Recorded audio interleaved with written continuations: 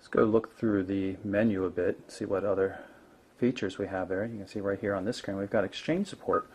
I have this device configured to use Google Gmail through Exchange, so we've got Gmail, Google Calendar, and even the contacts from Gmail, which is quite nice. And you can see we can pull them up from here if we wish. You can also get to them just by going directly to the phone book.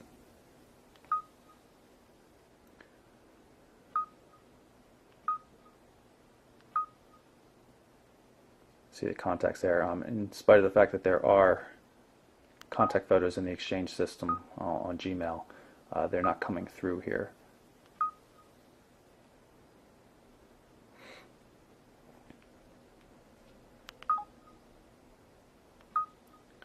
We'll go through and call our friend Jack Black. You can do it easily just by tapping on the phone button.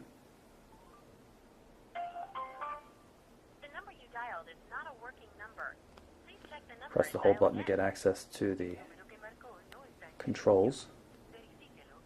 And I'm just going to hit the red call end button to end the call here. We'll jump into messaging here and create a new message, new text message. Pull up, send it to Frodo and Jack. Pick the numbers for each of them. And here we have the text input screen. It defaults to T9. Seems a little bit slow. There is no QWERTY keyboard support. Again, there's a lot of instances in the device where the accelerometer doesn't seem to do auto rotation functions or anything like that.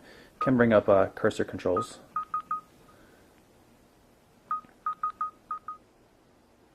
We'll just send off that message, and I'll show you how a new event comes in when we get the error message back.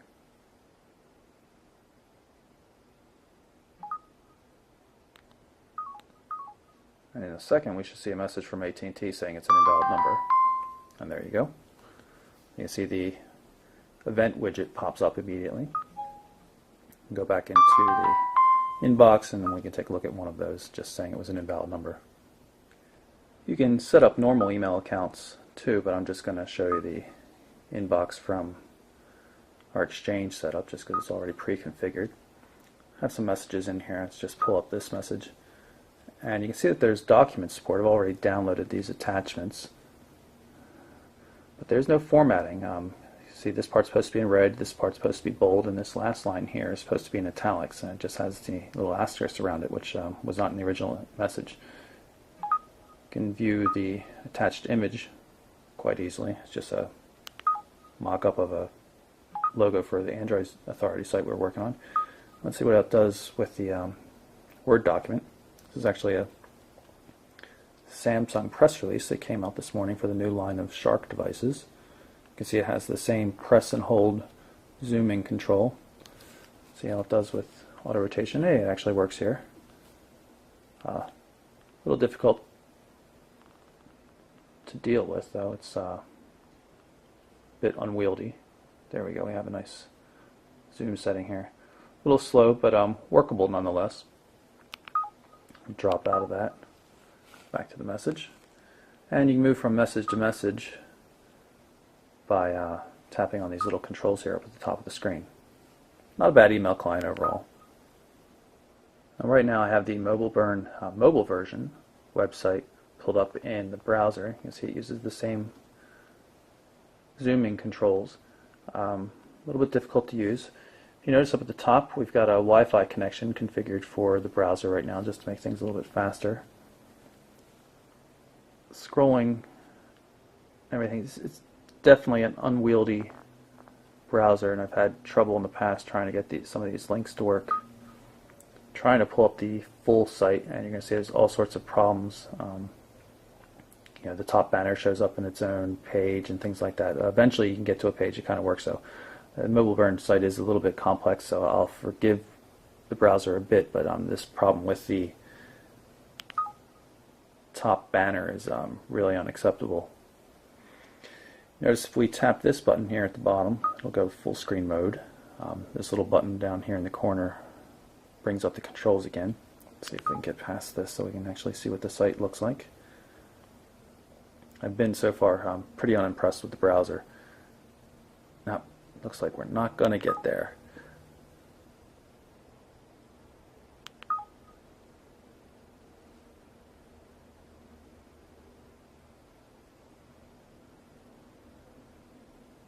Nope, just not going to be able to do it. See if we can pull up a different website. And here I've got the desktop version of the YouTube page pulled up, but it's still not working. I'm sure it can do better than this, but the browser is really proving to be problematic. And considering we're on a Wi-Fi connection, the pages should be loading up pretty quickly. And here you see it's coming up better on the second attempt, but I think really not too impressed with how this is working so far. At least this one looks accurate, even if it is slow to respond. Let's see if we can pull up a page and see how it handles the Flash videos.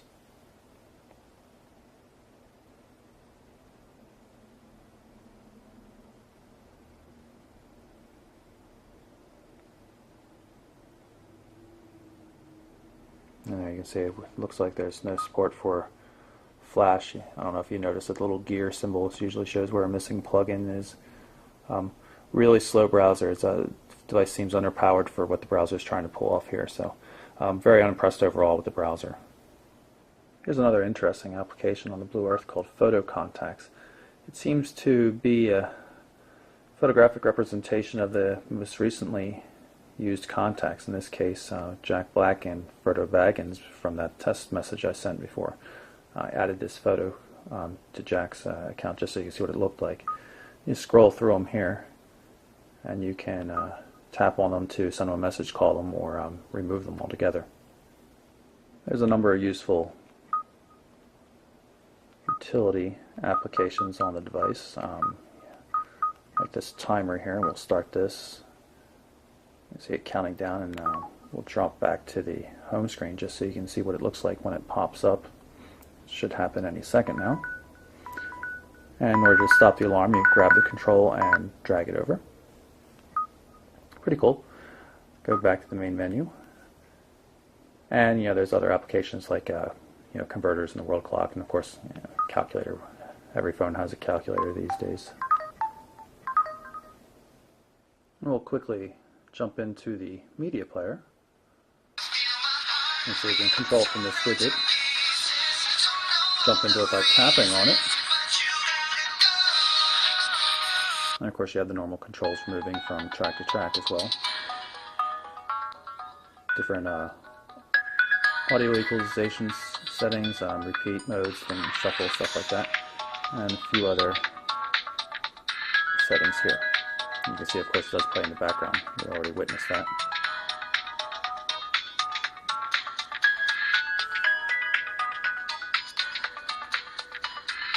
Overall, pretty good music player. And the sound coming out of the speaker hole in the back is actually pretty pleasant. This is the settings screen for Smart Unlock, which you can use to find gestures on the unlock screen to automatically launch applications or bookmarks or something like that, which is kind of cool. But it also has a couple of cute eco-themed settings that we're going to try. I'm going to lock the display here with the hold button on the side, and then when I unlock it, I'm going to turn off the faucet that it shows, showing us to conserve water. I'm going to grab that, drag it down, and that unlocks the screen. I'll show you that again. Hit the unlock key briefly once, grab the faucet handle and pull it down to unlock the screen. It's very cute. So that's my look at the very interesting Samsung S7550, the Blue Earth, Samsung's first solar-powered device.